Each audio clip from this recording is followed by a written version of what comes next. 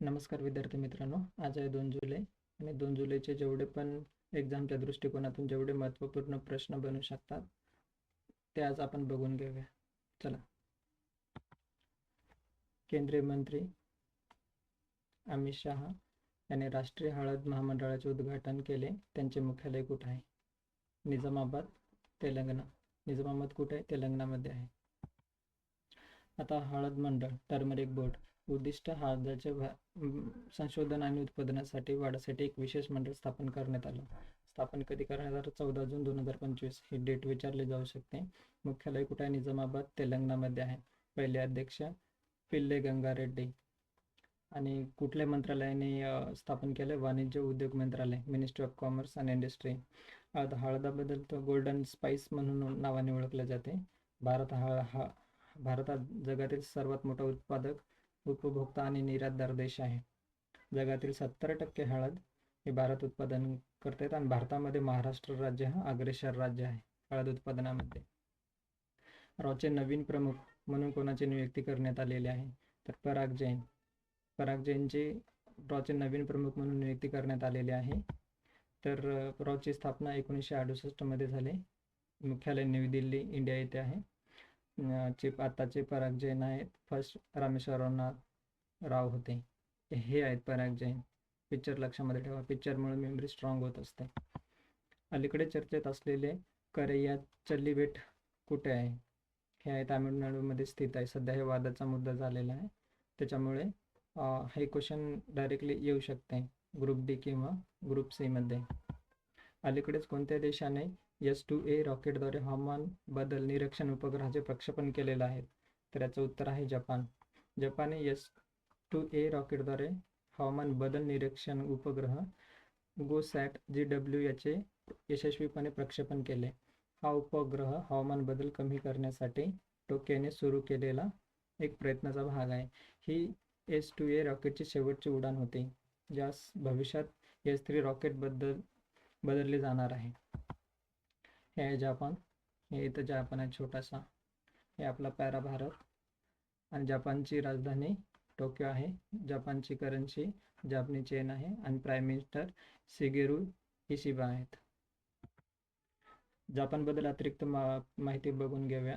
Japan लोकसंख्येच्या सलग 14व्या वर्षी घट झालेली आहे. जपानने 6 तासात 3D प्रिंटेड रेल्वे स्टेशन तयार केले. जपान क्रिप्टो मालमत्ता आर्थिक साधन म्हणून कायदेशीर मान्यता देणारा पहिला देश आहे. जगातील सर्वात वृद्ध महिला टोडाको इटोकाका यांचे 116व्या वर्षी निधन झाले. जपानने भारतीय स्टार्टअप सोबत मिळून अंतराळातील कचऱ्याचा सामना करण्यासाठी लेझरने सुसज्ज उपग्रहांचा अभ्यास करण्याचा निर्णय घेतला आहे. नागालँडमधील 25व्या हॉर्नबिल महोत्सवाला जपानची भागीदारी देश म्हणून घोषित करण्यात आले. कनून मुळे जपान हाय अलर्ट जारी करण्यात आला आहे. अलीकडेच धम्म चक्रवर्ती ही उपाधी कोणाला देण्यात आले? तर याचं उत्तर आहे नरेंद्र मोदी. पंतप्रधान नरेंद्र मोदी जैन संत आचार्य 108 नवदयानंदजी महाराजांच्या जन्मशताब्दी समारंभात धम्मचक्रवर्ती उपाधीने सन्मान करण्यात आले. अलीकडेच Garhwal Rifles colonel of the रेजिमेंटचा पदाचा कारभार कोणी स्वीकारला आहे? DS राणा यांनी Garhwal Rifles colonel of the regiment पदाचा कारभार स्वीकारला आहे. नियुक्तीबद्दल आहे, तर बाकीच्या नियुक्ती पण बघून घेऊया. IOC क्रिस्टी कोविस्टो यांचे IOC यांच्या पहिल्या महिला आणि आफ्रिकन अध्यक्षा बनलेल्या आहेत.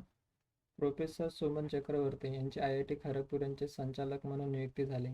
अनंता चंद्रशेखरन MIT मध्ये पहिले भारतीय मूळचे प्रोफेसर म्हणून बनले. अनुराधा ठाकूर यांची SEBI च्या बोर्डात नियुक्ती झाली. ब्रिटनच्या गुप्तचर संस्था MI6 ने ब्लेझ मेरीवेली पहिली महिला प्रमुख म्हणून नियुक्ती केली. मेटाने अरुण श्रीनिवास यांचे भारताचे नवीन मॅनेजिंग डायरेक्टर म्हणून नियुक्ती केली. सन फार्मा कीर्तिता गणोरकर यांची व्यवस्थापकीय संचालक MD म्हणून नियुक्ती केली. इस्रोचे माजी अध्यक्ष S सोमनाथ यांचे चाणक्य विद्यापीठ बंगलोरचे कुलाधिपती म्हणून नियुक्ती झाली. अलीकडे 2025च्या दीक्षित भट्ट पुरस्कार कोणी जिंकला? याचं उत्तर आहे झारा चौधरी. झारा चौधरी यांनी त्यांच्या पहिल्या आत्मचरित्र पुस्तकावर लकी वन्स साठी 2025चा दीक्षित भट्ट पुरस्कार जिंकला आहे. झारा चौधरी लेखिका, फिल्ममेकर आणि कार्यकर्ता आहेत. पुस्तक कुठलं आहे? Lucky ones. पंतप्रधान नरेंद्र मोदींना सायप्रस देशाचा grand collar of the order of Makarios third प्रदान करण्यात आला. सोनल मानसिंग यांना 2023 सिंघनी पुरस्कार देण्यात आला. अनहत सिंग हिने PSA महिला चॅलेंजर ऑफ द सीझन पुरस्कार जिंकला. सारा जोसेफ यांनी मातृभूमी साहित्य पुरस्कार प्रदान करण्यात आला. आचार्य प्रशांत सर्वाधिक प्रभावी पर्यावरणविद पुरस्कार देण्यात आला. जग्गी वासुदेव यांना कॅनडा इंडिया फाउंडेशनकडून global Indian of the year हा सन्मान मिळाला. ओपेल सुचिता यांना मिस वर्ल्ड 2025चा किताब जिंकला. अलीकडेच अधिकर्मयोगी कार्यक्रम कोणत्या मंत्रालयाने सुरुवात केले? जनजातीय कार्य मंत्रालय.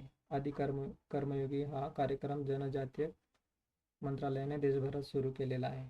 या कार्यक्रमाचा उद्देश जनजाती कल्याण योजनेचा लाभ योग्य प्रकारे स्थानिक स्तरावर पोहोचतील याची खात्री केली जावी.